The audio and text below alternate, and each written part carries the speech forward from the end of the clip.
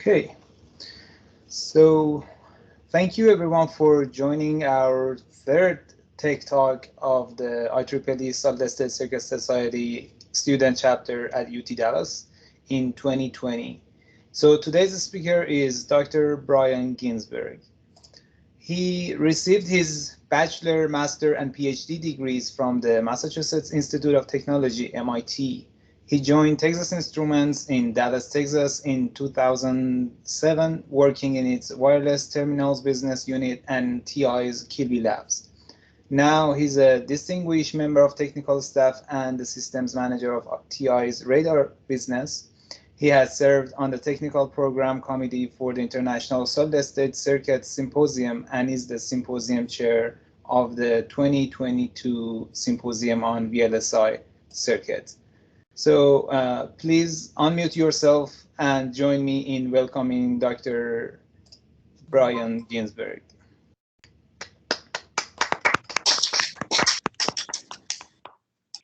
Thank you, Benham, and I hope that you can see this. Yeah, we can.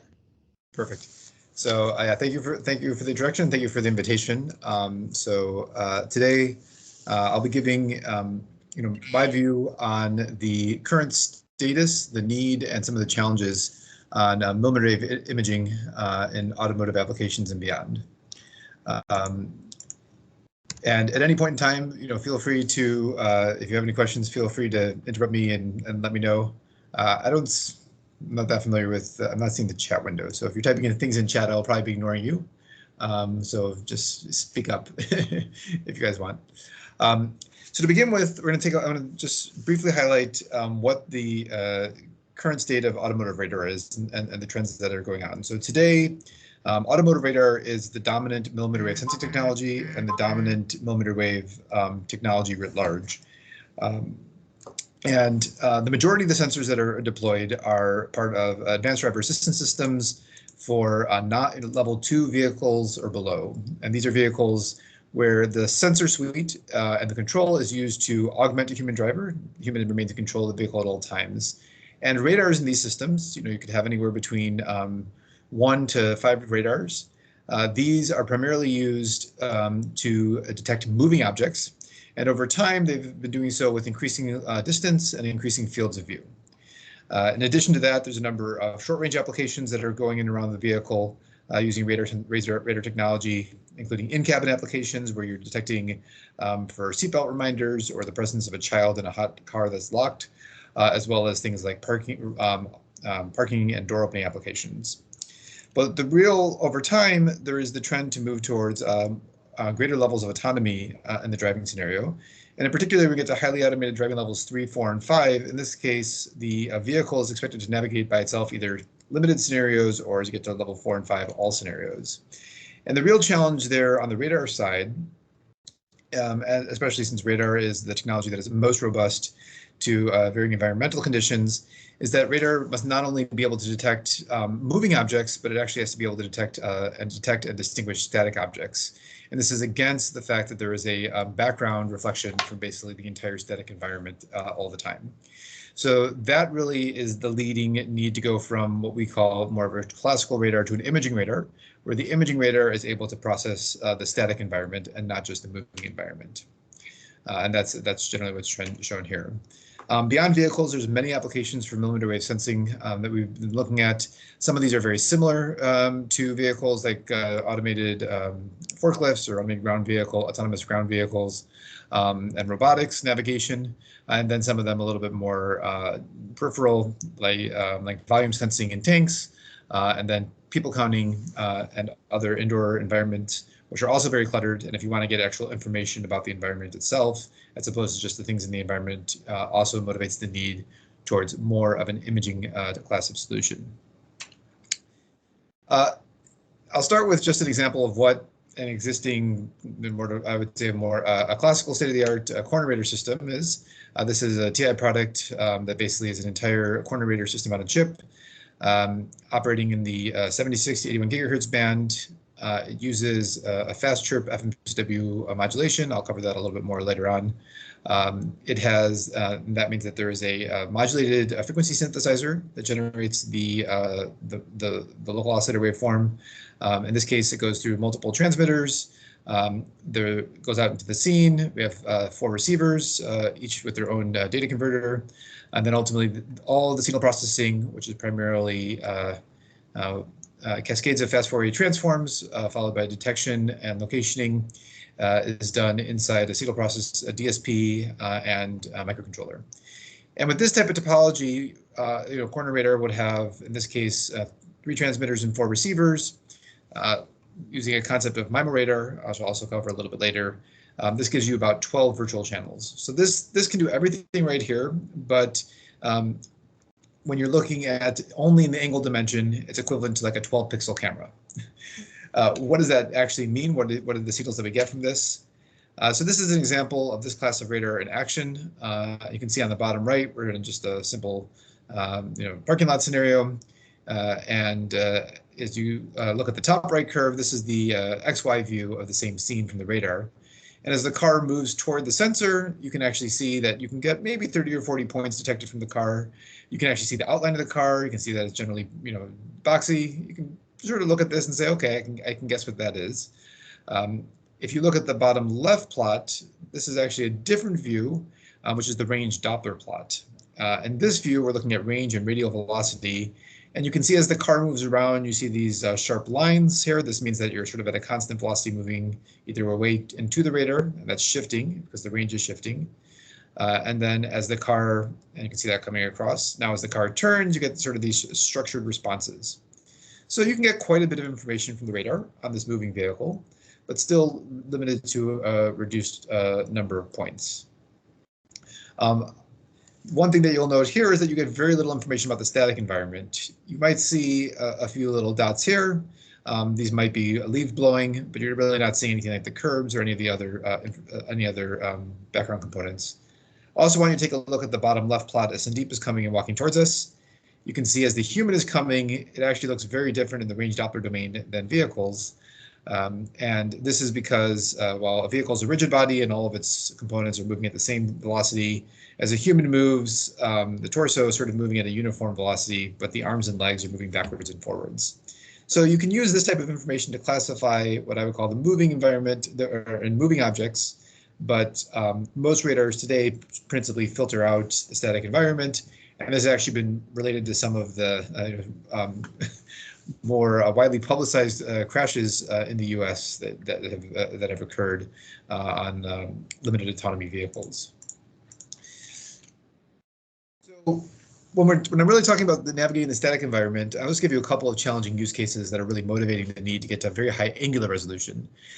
So in particular, the first one would be you're driving, there's a torrential downpour, so you cannot rely on any of the vision or LiDAR or cameras because they don't perform well in the rain. And as you've ever driven around, if there's a motorcyclist in a torrential downpour, they don't want to be out there. So they will oftentimes park underneath an overpass or a tunnel for shelter. And at this point, the motorcycle is not moving. It's at the same range as the tunnel entrance or overpass. And we need, with radar, to be able to distinguish the reflection from the overpass, which you could drive through, and the motorcycle, which you cannot drive through. So this requires around 0.6 degrees of angular resolution. And then, more challenging scenario moving forward would be a safe drive-over condition. You have a blown-out truck tire on the highway, and you need to know if your car can clear it safely, or you have to either engage in an emergency steering or braking maneuver. And the truck tire is actually a fairly small reflectivity, actually similar to the roadbed. And this height, you would need to be able to 0.3 degrees of angular resolution, which is the only sensors today that can really do that are basically LiDARs. So this is, if we want to have a radar that can fully handle a highly radiated driving scenario, and either to complement or a sole sensor, you really need to push the angular resolution well beyond what we have today. So that's the background of what we're trying to do and where we're going with imaging radar. So I'm going to jump into the actual discussion here, starting with some of the basics of the actual radar waveform and modulation, then talk about what does it take to really generate and distribute coherent FMCW chirps for large numbers of antennas.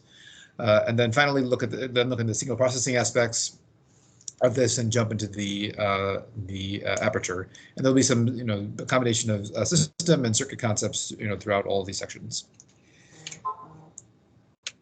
So, very background basics. This might be very familiar to you, but what is a radar? So what is a radar itself? So a radar sends out an electromagnetic wave.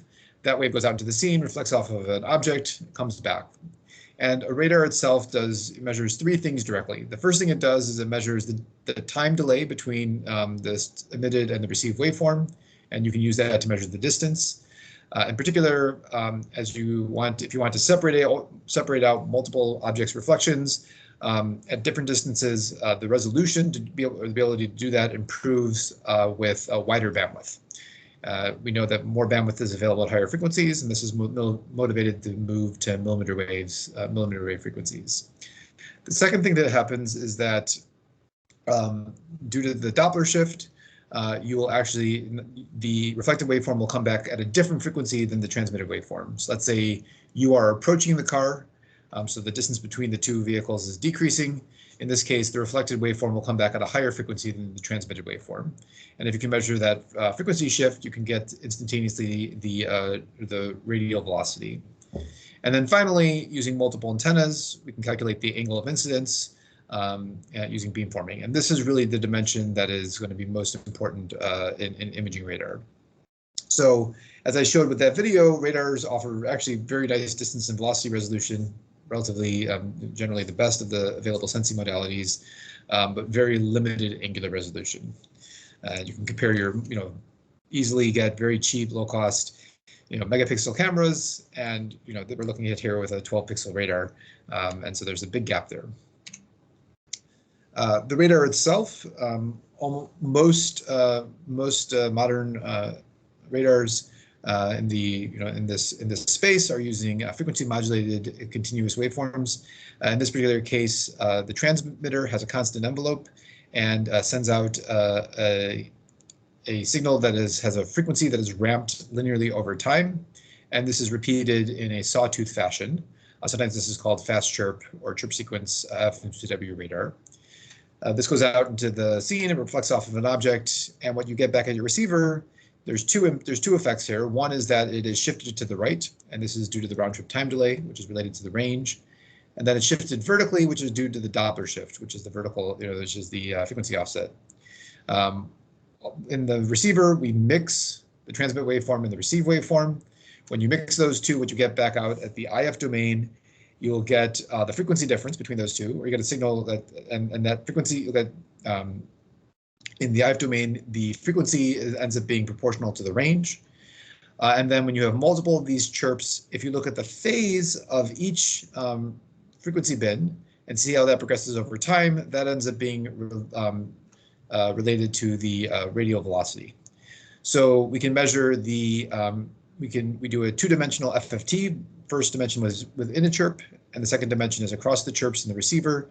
And those will provide the frequency within a chirp, that's the range, and the second dimensional FFT across the chirps will allow you to get the Doppler or radial velocity. So that's the basic signal processing concept here. But what we're really interested in is is pushing on the angle performance. Because the static environment has reflections at all range bins, whether it's from the roadbed or whether it's from the things like guardrails and trees and tunnels. And so we needed to get better angle performance. So the basic principle here is the phased array system. For those of you who are familiar with it, you can imagine that you have multiple, I'm showing the receiver domain here. We have multiple receive antennas. The reflected waveform comes back, in this case coming from the right. It'll hit channel 4 slightly before channel 3 and before channel 2. In this case, you'll get a small time delay between the channels. This is equivalent to a phase shift between these channels. And if we can estimate that phase shift by measuring all the channels, then you can convert the estimated, the measured phase shift into an incident, the incident angle. So the key thing here with the phased array system is that the angular resolution, or the ability to separate out two different waveforms at different angles ends up being inversely proportional to the aperture size and inversely proportional to the frequency. And so you would need to have, one is you want to move to higher frequencies to keep the aperture small, but at a given frequency, and we're all at 77 gigahertz here, the aperture size must increase to get better angular resolution. In general, what we're doing is we're estimating the phase difference between channels. We know that phase has a periodicity of 2 pi, and that means that if the phase shift between any two channels is greater than plus or minus pi, you can't really tell what's going on. So in order to be able to have an unambiguous field of view to estimate the phases everywhere between plus minus 90 degrees, then you would need a lambda over 2 spacing between the antennas. And if you're using this, so a uniform linear array that densely samples the spatial dimension, you end up having the angular resolution is just inversely proportional to the number of antennas. And so this is the key challenge. So what does that mean? Well, we want to get better angular resolution to be able to separate out multiple static objects. And that means that we have to have a much larger number of antennas or channels. And I showed earlier a chip that had 4 receivers and 3 transmitters. There are generally, but in order to get to 0.3 degrees, if you do the math, you'll need, thousands of channels. And so there are real practical limits in the number of channels you can get from a single packaged semiconductor. So one is the packaging complexity. If you want to have a lot of channels, you need to have a lot of ways to get those balls off of the chip, signals off of the chip, and this becomes, leads to very, very complex packaging. In addition, the goal here is we want lots of channels that have a large aperture, and these apertures can be 10 to 20 centimeters. If we route signals on let's say a standard, even the best possible PCB using the best possible Rogers 3003 material, you're still talking about maybe 0.7 dB per centimeter of loss. So you can lose 80% of your power just connecting to the antenna. You also have a lot of concentration of heat. And so all these really limit the number of actual antennas we can support from a single die. And these can be, you see examples anywhere from 6 to 40 channels in a single die out there today. As sort of the state-of-the-art solutions. So no matter what happens, we need to be able to cascade multiple chips to support a very large number of antennas. So next is, how do we really establish coherent multi-chip radars? So to answer that question, I'm going to start with actually describing how do we generate, what do we talk about coherence, which is really we want to have this FMCW waveform present at every transmitter, as well as present in the mixer and every receiver.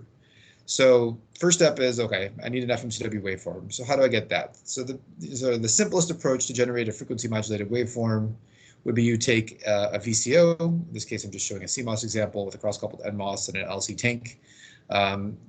The varactor in the VCO, we would ramp its control voltage. Because the varactor has a nonlinear voltage to capacitance behavior and the tank or the VCO has a nonlinear capacitance to frequency behavior, you can't use a linear ramp, so you'll need to have some sort of predistortion here. And then in general, this is an open loop system. You'll need some way of calibrating this in the background. But you can generate, this was the sort of the original approach to generating FMCW waveforms, and it can still work, but there's a lot of challenges because of the need to linearize this and stabilize the VCO. For those of you who are doing circuits, you know that the general approach to stabilizing anything is to use feedback. For clock systems, this is generally done in the form of a phase lock loop, where you take the VCO output, we would divide it by value n, using a frequency counter or frequency divider, compare that to a defined reference, usually from a crystal oscillator, and then use that to in a feedback around the VCO to stabilize it. This gives the output is exactly n times the input frequency. And this will give you you don't have to worry about all the frequency drift that you would get in the open loop VCO. The problem is that for typical reference frequencies, we want this to be in the 10 to, let's say, tens of megahertz region. This would lead to very large steps. And instead of having this nice linear ramp, you would have a step waveform, which has which is not as straightforward to process. So we need something that's a little bit better than this. So today, the FMCW waveforms are generally, most systems would implement them using a modulated fractional NPLL.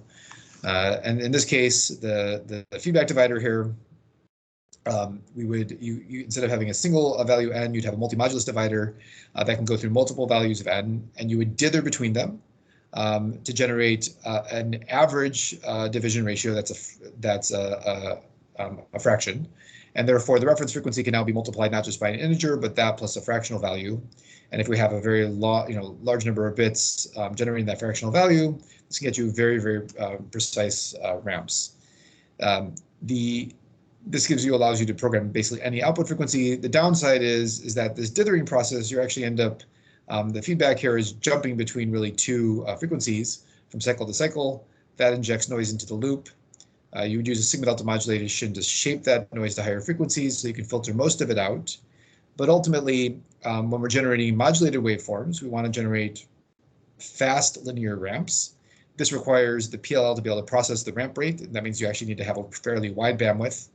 And that is contradictory with actually being able to filter out the quantization noise. So there becomes a complete design here of trade-off between the loop bandwidth, between the quantization noise and the ramp rates. So what we have done, our solution to this is to break this up from a single VCO problem to a multiple PLL problem. So first, there is an integer n PLL that does effectively a cleanup PLL that will take the external reference and multiply it up to a fixed high frequency internal reference. This can be done with very low phase noise. It's integer n, so you don't have all the complications and loop bandwidth trade-offs. Then we have the modulated synthesizer, which has the divider being driven by this ramp waveform through a sigma delta modulator, a second order sigma delta modulator in this case.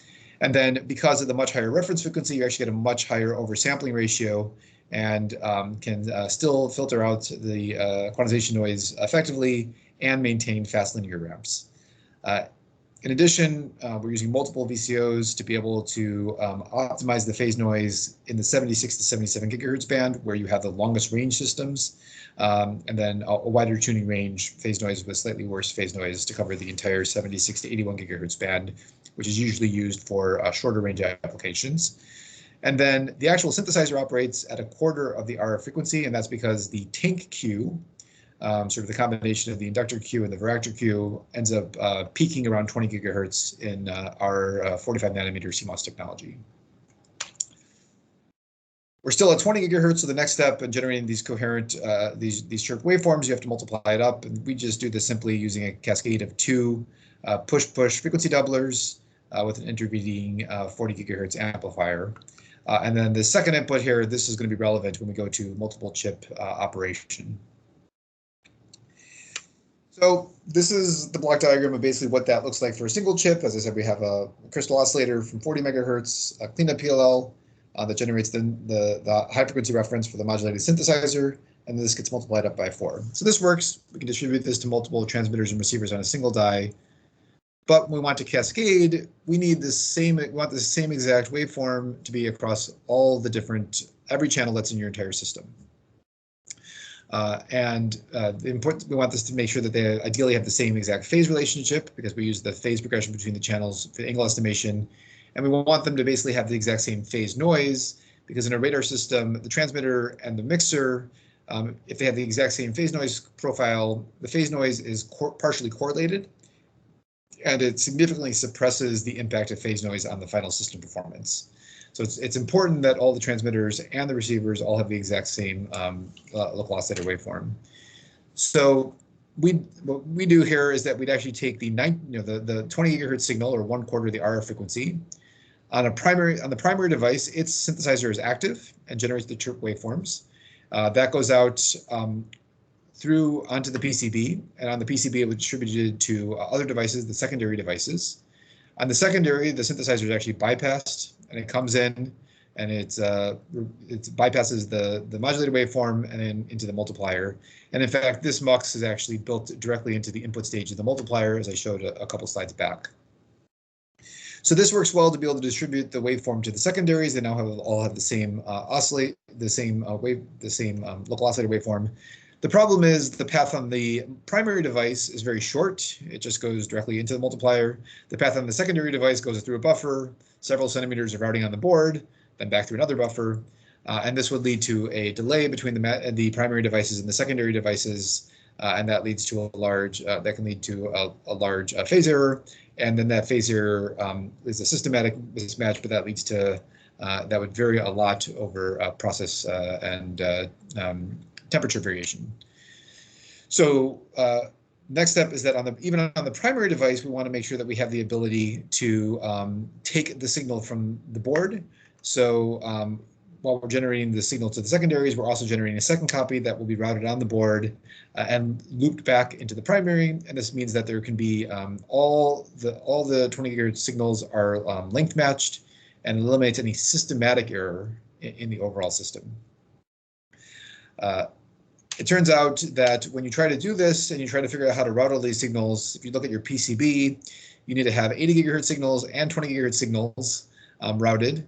And if you want to be able to do this without crossing so that you can minimize the PCB complexity, you actually have to have these signals basically would have to cross. So you really need the 20 gigahertz inputs and outputs on either edge of the die. And rather than adding separate buffers for both of them, we observe that there's actually really no need to ever have two simultaneous 20 gigahertz inputs. So instead, what we do is we have a package level switch, a package plus PCB level switch option, basically, where we have a single buffer that's fed from a T-junction.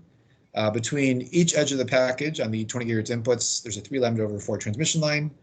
And then when you're designing your PCB, you would short one of the inputs to ground. And then after this gets translated through the 270 degrees, it will show up as an open circuit here, and the other input will be directly routed to the input buffer with no loss. And this is just a simple way to be able to support this more flexible PCB routing without additional complexity on the silicon itself. And then the final aspect is to generate these, these imaging radar, or I guess coherent systems, is we not only need to have a coherent local oscillator waveform, we actually need our data converters to all sample at the exact same time. And that means we can precisely capture the phase in the IF domain as well. And this is done, the cleanup PLLs are actually on all the chips. These generate the ADC clocks. And in this particular case, the start of the ADC clock is also generated in a similar way where the primary device would send out a trigger edge that would be distributed on the board to all the secondaries and back to the primary device. And that allows us to start the ADCs at exactly the same time to eliminate all systematic errors.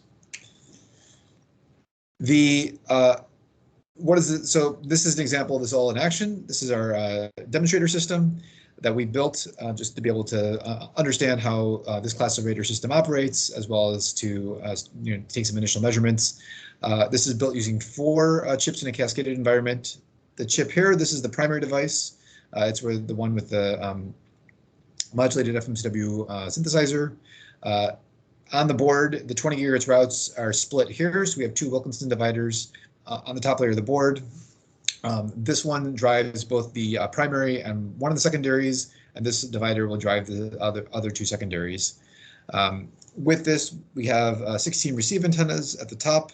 You can see these are as a series of patch arrays, and we have 12 transmit antennas, mostly in a linear array, and then a few offset ones to be able to estimate the elevation angle. With this array, it's designed to have about 1.5 degrees of angular resolution, 1.4 degrees of angular resolution in azimuth horizontally, and then about 18 degrees of elevation resolution. And the way that this is intended to operate, it uses the principle of a MIMO radar. So MIMO is multiple input, multiple output. It's the same acronym that's used in communication systems, though the actual operating principle is not the same. In a MIMO radar, the idea is that you would use orthogonal waveforms on all the transmitters, and then we would measure independently the phase delay from each transmitter to each receiver. And then in this case, if you have 2 transmitters and 4 receivers, you can estimate if we're measuring the phase delay independently from each path, you actually end up having 8 phases that you're measuring. And if you do this properly, this would end up forming a virtual receive array, which is equivalent to the same as having one transmitter and, in our case, 8 receivers, and which will allow you to get better angular resolution. And in particular, in the MIMO radar, the positions of the antennas in the virtual array are the convolution of the positions in the transmitters and the receive physical antennas. So we can see two advantages. One is that with 2 transmitters and 4 receivers, we're getting 8 virtual antennas. We're getting a complexity advantage. And this gets the difference between the number of physical antennas and the number of virtual antennas increases as the number of physical antennas increases, roughly the square. And in addition, the aperture length here can be basically twice the physical length of the transmitters to the receivers. And this will allow you to get better angular resolution. The key thing here is that we need to be able to generate these orthogonal waveforms, and I'll talk about that in a couple slides. But basically, with this MIMO principle on the board that I showed, this is what the virtual array looks like. We have a very dense 86 antennas that are arranged in azimuth with lambda/2 spacing, so densely sampling the azimuth dimension. And the elevation dimension, I showed those few offset transmit antennas. So you can see that there's fairly big jumps in the transmit array. And this is non-uniform spacing. It actually uses a minimum redundancy length array to get a higher angular resolution with some higher side lobes. This is designed to get about 1.4 degrees of azimuth angular resolution, and in our anechoic chamber, we're seeing about 1.5 degrees. That measures well.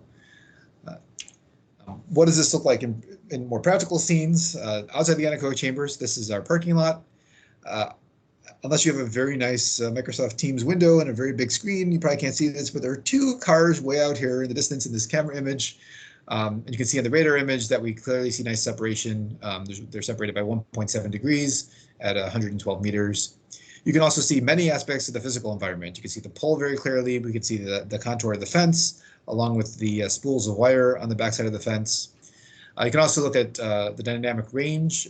This is an example where we have 2 large cars and a small person in between.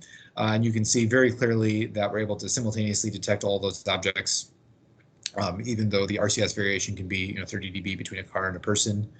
And then you're also able to look at aspects of the more background environment. We can see the contour of the curb. We can see clearly distinguish the reflection from the grass and the street roadbed, and you can see the larger reflection from the trees. Just more examples of this, the large versus small. We can also see cars next to a long fence that you see in this case, as well as the bicycle, and clearly distinguished contour from the vehicle. And then, even though we have limited, there's a video here that's supposed to be playing. Give me a second.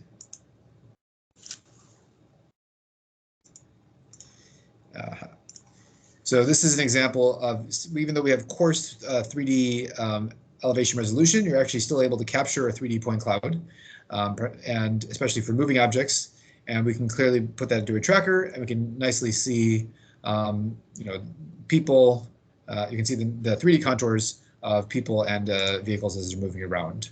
And this says, for static objects, it's harder to get you don't get a lot of 3D resolution, but for moving objects where the points are already resolved in the velocity domain, it's very nice. It's very easy to get a crisp 3D image. So the key, one of the things that's challenging here, especially as you get a large number of channels in a MIMO radar system, is, as I mentioned, we have to be able to do. You need to be able to have orthogonal modulations on the transmitters. And actually, the simplest approach, and that was what was used in the previous few slides, uses a simple time domain multiple axis scheme. In this case, we send out a sequence of chirps, and in each chirp we use a different transmitter. So one, if you have 3 transmitters, each transmitter is active every third chirp. And in this case, it's a very simple waveform, very simple to generate. The downside, one downside is that you are, for each transmitter, you're actually sampling the scene 1/3 as often, and this actually reduces the maximum unambiguous velocity by 3x. So the maximum speed at the scene has to drop by the same, proportional to the number of transmitters. Besides simple time division multiple access, you can also do orthogonal modulations in the code domain. So in this particular case, you'd have all the transmitters active at the same time, but you would apply a code, you would use a different phase applied to each transmitter. They'd have their own sequence here, and you would apply a different phase to each transmitter, each chirp. And simple example, we just use like a pseudo-random number sequence for each transmitter. This has the advantage that you don't have any maximum velocity penalty. On the other hand, because of basically the code length here is just proportional to the number of chirps, you'll have a finite cross correlation across the transmitters, and this will tend to lead to a high side lobe level if you have large numbers of transmitters and a reasonable number of chirps. And most scenes will have maybe 256 or 512 chirps, so you can only get a limited performance in the cross or the side lobe level. Another coded sequence can be using a different structure of codes rather than a random code. We can use a structured code. So a Hadamard code has a zero cross correlation, so it's very nice in the cross correlation perspective. So you don't have that dynamic range problem. The disadvantage, though, is that just like the time division multiple access, Hadamard coded systems have the same reduction in the maximum unambiguous velocity. And you can work that out because this actually ends up being a linear superposition of TPMA.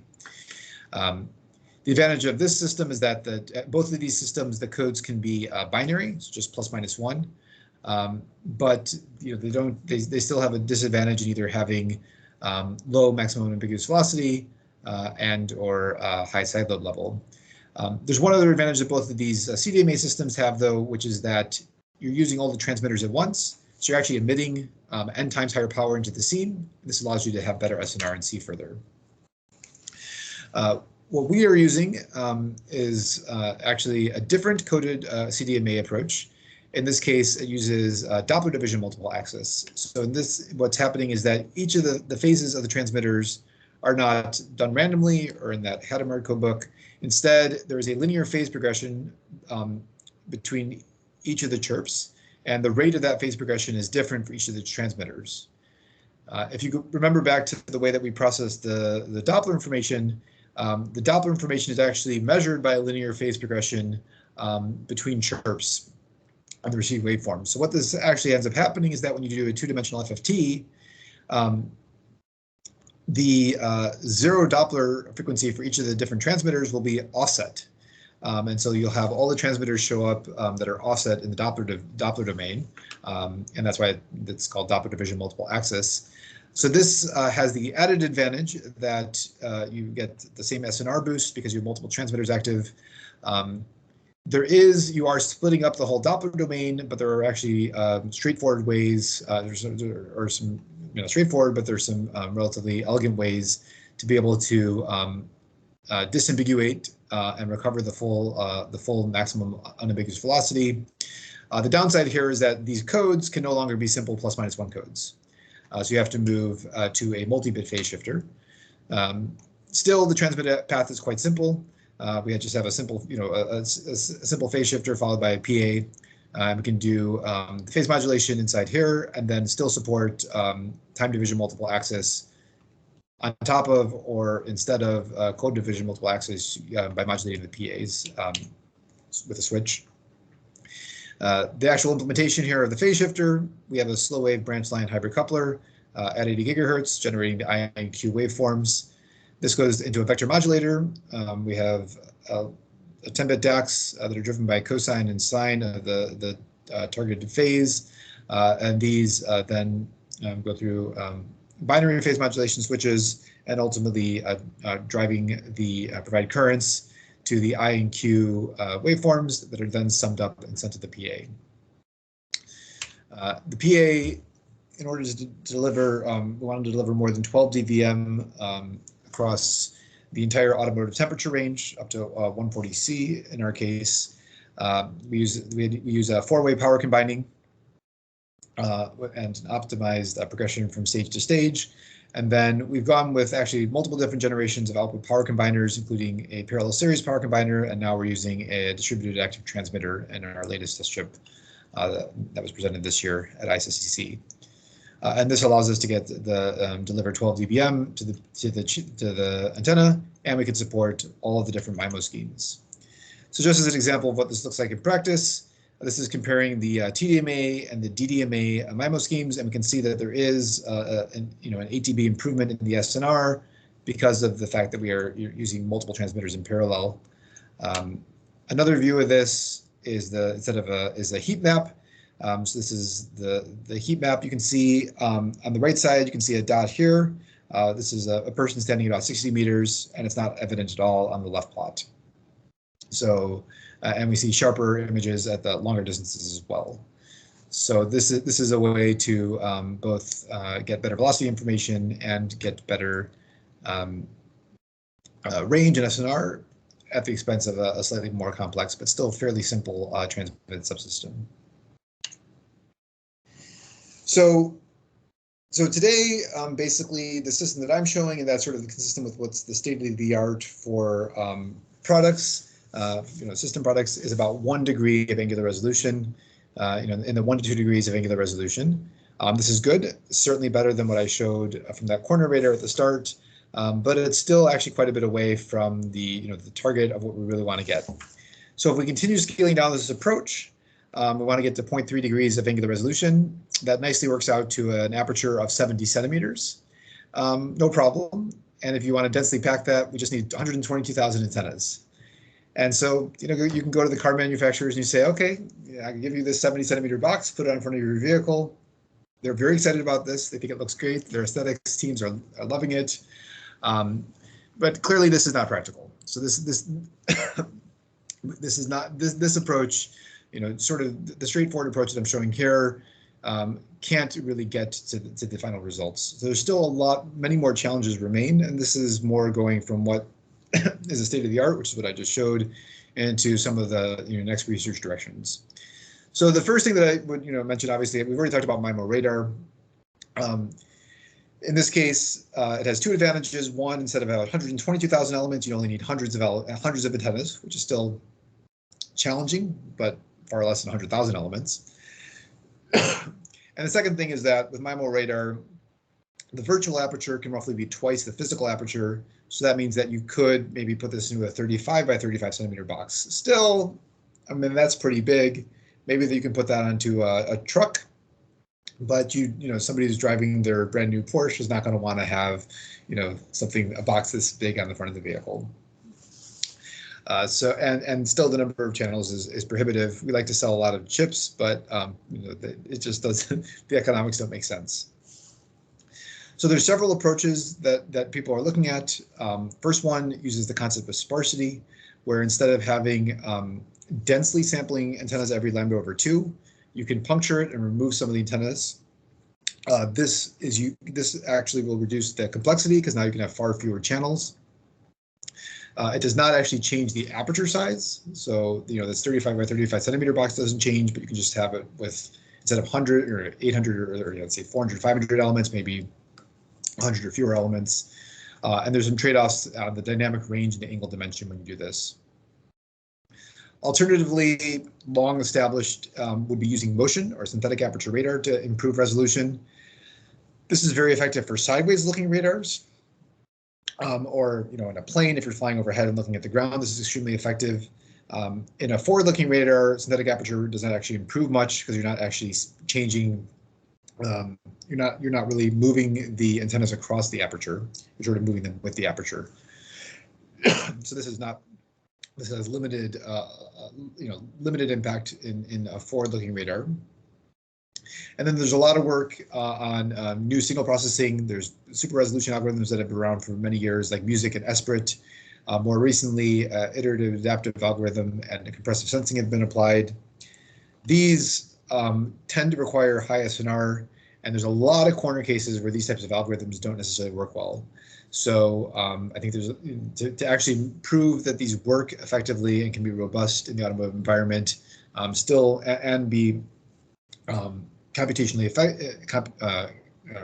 can be calculated computationally efficiently. There's some work, much work that remains here. And then, the last area that is also, I would say, something that we can't ignore is the need that we want to address the aperture and be able to get very high angular resolution. Obviously, one of the straightforward approaches is just to go to higher frequencies. And as we get to higher and higher frequencies for the same angular resolution, the aperture size can decrease proportionally to frequency. And so people, are looking and glancing and saying, well, at 140 gigahertz and 240 gigahertz, you see atmospheric windows where we can get long-range radar performance.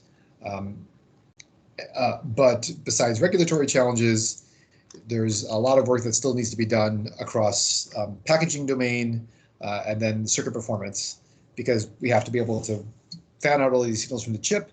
In addition, we need to maintain the output power and noise figure, and we really need to actually improve the phase noise as we get to higher frequencies to support higher dynamic range that's present in the imaging radar system. So this is something that is out there, but I think a lot of the challenges remain to see whether this makes sense. So with that, I'll just conclude. When we're trying to transition from detecting moving objects to static objects, the real key challenge in radars is to improve the angular resolution, and that's the driving need, or that's the real technical challenge and the need for these imaging class of radars. Today, many examples. There's modern chipsets that can be cascaded for MIMO radars and using, and they basically can achieve about 1 degree of angular resolution. This is good. This can get part of the way there, but it's still about an order of magnitude away from the final vision. So new advances are required across the array concept, across the signal processing, and potentially across the operational frequency in order to really deliver a full millimeter wave imaging system that can outperform LiDARs in this space. So with that, I'll wrap it up, and thank you for your attention, and hopefully open it up to any questions that you have. Thank you. So if anyone has a question, write the question, I'll read it, or you can raise your hand and ask your question. So is there any question from the audience? Yeah, go ahead, Yukon. Thank you, Benham, and thank you, Brian. It's a very inspiring lecture. So I have two questions. So the first one is about the arrow distribution scheme that cascades in. Yeah, sorry, I couldn't remember the exact slides. I think it's yes, this one. Yeah. So you're basically trying, because this is like a picture for the one module, right? So yeah, this is the picture of like one chip. Yes. Yes, for one chip. Yeah. So you're basically having like two I/O that you can either to feed to a secondary chip, or you can using another one to synchronize this chip, right? Yes. So and in the PCB, I saw you have like 4 chips there, right? Yep. Yeah. So how are you using the first one to synchronize the rest 3, or you? I kind of missed of that information. Right. So so the chip itself has 2 outputs. So the most direct, the primary device, the most direct way to do this is you would have one output go to one secondary and one output go to back to the primary. That's what I'm showing here. So in the 2-chip case, but for the 4-chip case, and I didn't show the schematic, but in the 4-chip case, what we're doing is we're just taking each of these outputs and then we're further power splitting it on the board. So I tried to, you can't really see it here, but these two areas where you can see the exposed Rogers material, these are actually Wilkinson power dividers. So it's a microwave power divider with lambda over 4 transmission lines and a small resistor for isolation. So these take, each one of these is fed by one of those outputs and then splits the signal 2 more ways. So yeah, in this case, we're using a passive power divider on the board to be able to drive 4 chips. Still, you can design this so that there's no systematic error because we have match routing from the primary device to the Wilkinsons, and then from the Wilkinsons back to the primary and secondary devices. I see. I see. Thank you. Another question is about the SNR over the whole frequency bandwidth. Is there any specific requirement on the SNR across the entire bandwidth? So, like, is spurious requirement you're saying? Yeah, yes. Sorry, I was just wondering, like, do you because so like for the transmit power and the noise figure, so do you have a specific like requirement, like you have to have some like a constant transmitted power over the entire bandwidth for the transmitter, and also the noise figure for the receiver also kind of a constant over this bandwidth? Yeah, so there's two aspects. One is that so the transmit power and the receiver, I don't have a great plot that shows it, but let me go back here. Sorry. So if you, what would happen is that if you have, let's say, a varying transmit power or a varying receive gain or noise figure, what will happen is that it causes in the time domain, it will cause a windowing. So normally, as I'm showing here, you would have, if you have a constant envelope signal that has a constant amplitude and constant noise figure, it'll be flat. You'd actually get, we would normally apply a window function before the FFT anyway. If you have a non-constant transmit power, you'd actually get an additional windowing. And if it's just a droop, it's actually okay. It'll spread out the signal a little bit and degrade your, make these, instead of a very sharp peak, it'll make it a little bit wider. What you really don't want is you don't want to have a ripple. So let's say you had a transmit power that was ripple, that had a ripple in it. That will actually, when you do a FFT of that, you will end up having a side lobe, which would end up showing up as a secondary target. So it depends on the, what we try to do is we try to avoid anything that can create a ghost object. So you want to, you can have a smoothly varying output power, even if it's not constant, and a smoothly varying receive gain. But what you don't want is you don't want like a periodic ripple in that. In general, the dynamic range or the spurious performance in band, so in the intermediate frequency, which is up to about 20 megahertz offset from the carrier, you need to be about 90 dB of spurious performance, and then beyond that, it's relaxed. So for when you any spurs that are more than 20 megahertz away from the local oscillator, they get filtered out in the receive baseband, and those can typically be around minus 50 to minus 60 dB. But yeah, with very close, close into the carrier, whether it's in the amplitude or in the phase domain, you need to have at least 90 dB of spurious performance. Okay, thank you. Yeah, that's all my questions. Is there any other question? I have also a question that how weather does affect the system, like if it's raining or if there is fog. So how does that affect it?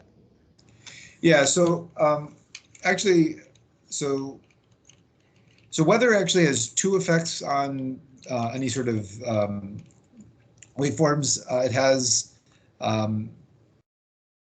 It causes both attenuation as well as a backscatter. So as the radar waveforms hit particularly rain, less so with fog, because the fog particles are very small, but with dense rain, it'll hit the raindrops and it'll scatter in all directions. Some of it will come back, and some of it will just be lost signal. So that's not what these curves are, but basically what happens is that just the as you have rainfall or fog, the attenuation will increase. In fact, if you have like a really torrential wave, like if you're in the middle of like a hurricane or really torrential waveform, it will go as high as maybe 30 dB per kilometer of attenuation. In that case, you can imagine we're trying to see 200 meters, that's 400 meters round trip. At 30 dB per kilometer, that ends up being 12 dB of reduction of the SNR. And then the radar at a 12 dB reduction is actually halves your range, it reduces your range by 2x. So that's like a really torrential waveform, like you were driving in a hurricane.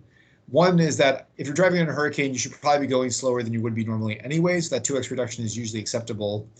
And then compared to other sensing modalities, particularly camera and LiDAR systems, that attenuation is a lot better. So you still get some attenuation in rainfall, but radar is much more tolerant of that than optical technologies. That's one of the advantages, but it's not completely, it's not completely transparent to those effects. Okay. So is there any other question?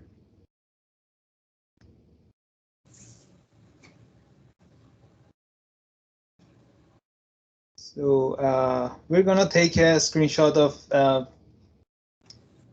the attendees, and it's gonna be on the IEEE SSCS SSCS magazine. So before that, I think Icewine has a question as the last question, and then I'll take the screenshot. So Icewine, please go ahead. Or is it here? Yeah. Hi, Dr. Brian. So that's a really interesting talk. I was just wondering regarding the resolution you mentioned during the demo. So is there any influence of this correlated disturbance in the setup when the objects move closer to the radar and away from it? Because I suspect they also come along with the same frequency as disturbances that the radar setup would also sense, for example. Sorry, could you repeat the question? I think I missed what you're asking.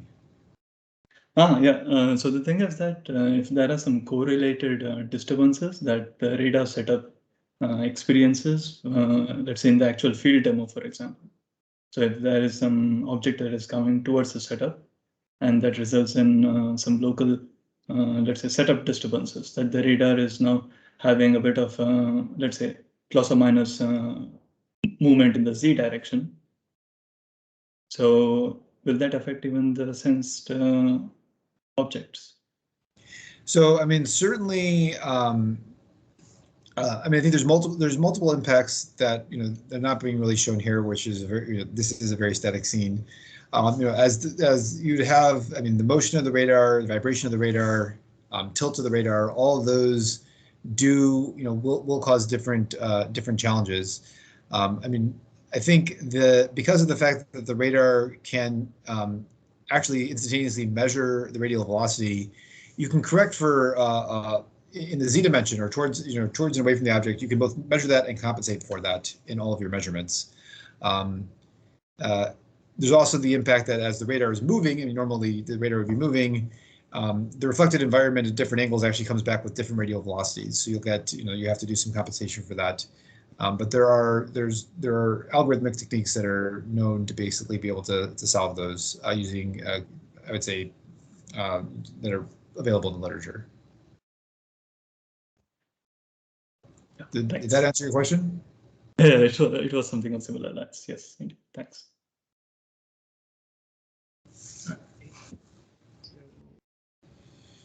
Can you please go to the first slide?